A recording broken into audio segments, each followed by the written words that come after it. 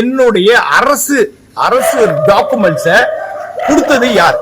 அது உங்களுக்கு எல்லாம் தெரியுமா? அதெல்லாம் வரலாமா? தொலைக்காட்சியில வரலாமா? வரக்கூடாது. 2005 இது மாதிரி ஒரு தவறு நடந்திருக்குதுன்னு சொல்றாங்கன்னா, சார் 2 குற்றச்சாட்டு வச்சிருக்கீங்க. ஒரு சின்ன குற்றச்சாட்டுக்கே போலீஸ் டிபார்ட்மெண்ட்ல சஸ்பெண்ட் பண்ணுவாங்க. நீங்க சொல்றது பாலியல் இது சொல்றீங்க. இந்த மாதிரி ஒரு குற்றச்சாட்டு எழுந்ததுங்க. ஒரு புவனான்ற ஒரு பெண்ணை வச்சு என் மேல ஒரு புகார் கொடுத்தாங்க. உண்மை இல்லைன்னு மறுக்கவே இல்லை. கொடுத்தாங்க. என் மேல எந்த விதமான நடவடிக்கையும் எடுக்கவில்லை. ஏன்னா அது தவறுன்னு சொல்லிட்டு கம்முன்னு விட்டுட்டாங்க. 2005 அப்போ இருந்த கமிஷனர் சார் எந்த விதமான நடவடிக்கை எடுக்கல சார். என் மேல சத்தியம் சார், இது எடுக்கவே இல்ல. நான் தப்பு பண்ணிருந்தா என்ன சார் பண்ணணும்?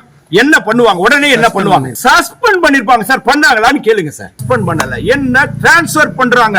புரியுதுங்களா சார்? இதுக்கு பின்னாடி நிறைய பெரிய பெரிய லாபி இருக்கு சார். பெரிய பிக் லாபி.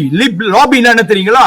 எல்லா அதிகாரிகளும் ஒண்ணு சேர்ந்து நேர்மையான அதிகாரிகளை பழி வாங்குவாங்க. ஏன்னா இது ஒரு வட்டம். இது எல்லாருக்குமே தெரியும். நான் ரொம்ப ஸ்ட்ரெயிட் ஃபார்வர்ட் ஆபீசர்னால என்ன இது மாதிரி ஒரு பண்ண வச்சு எனக்கு ஒரு புகார் கொடுக்க வச்சு என் மேல என்ன பண்ணாங்க? ஒரு அவதூறு பரப்புனாங்க. ஆனா சஸ்பெண்ட் பண்ணணுமா? சஸ்பெண்டே பண்ணல.